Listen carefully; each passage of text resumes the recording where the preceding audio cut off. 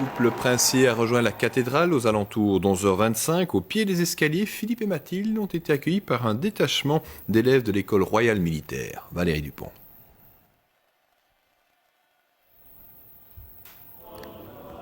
Pour le public, massé devant la cathédrale, le spectacle a commencé bien avant la cérémonie religieuse. Dès 10h, les invités sont arrivés et les toilettes et chapeaux de ces dames font alors l'objet de nombreux commentaires. Ce sont les invités les plus prestigieux qui sont arrivés les derniers. La reine Sophie d'Espagne ou encore les grands-ducs du Luxembourg ont déclenché quelques applaudissements, mais rien de comparable avec les cris de joie poussés dès l'apparition de la mariée.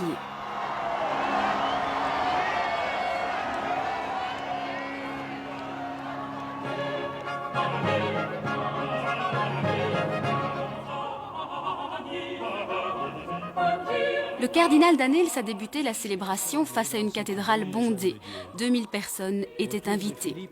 Aidé du secrétaire particulier de la reine, le couple princier avait élaboré une cérémonie très sobre, plutôt classique dans le choix des textes, comme par exemple le mariage de Cana en guise d'évangile. Pareil amour, Philippe et Mathilde, je vous le souhaite, au jour de votre mariage. Dans son homélie, le cardinal a évoqué les joies et les difficultés d'une vie de couple. Le prince et la princesse, très attentifs, ont échangé à plusieurs reprises des marques de tendresse sous le regard affectueux de plusieurs rois et reines d'Europe, ainsi que de quelques princes héritiers dont certains restent encore à marier. Mathilde, je te donne cette alliance, signe de notre amour et de notre fidélité. Philippe, neem deze ring als teken van mijn liefde en trouw.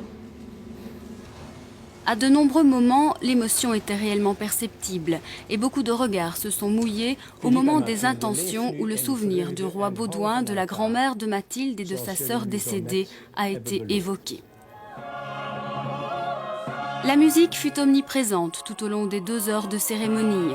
De nombreux artistes de très grand talent, comme les chanteurs du Collegium Vocal, dirigé par Philippe Eroeg, ou encore les solistes José Van Damme, Andreas Scholl ou Anne Cambier, se sont partagés des moments musicaux dominés par les partitions de Jean-Sébastien Bach. Comme de coutume, la cérémonie s'est clôturée par la signature des témoins, parmi lesquels le prince Laurent, le frère et la sœur de Mathilde et la princesse Astrid.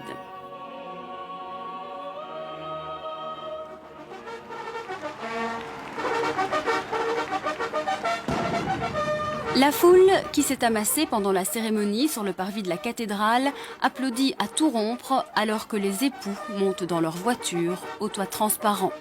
Direction le palais de Bruxelles pour le repas nuptial, mais les invités de prestige devront encore attendre avant de manger. Pour satisfaire l'appétit des photographes, il faut d'abord se plier à la traditionnelle photo de famille.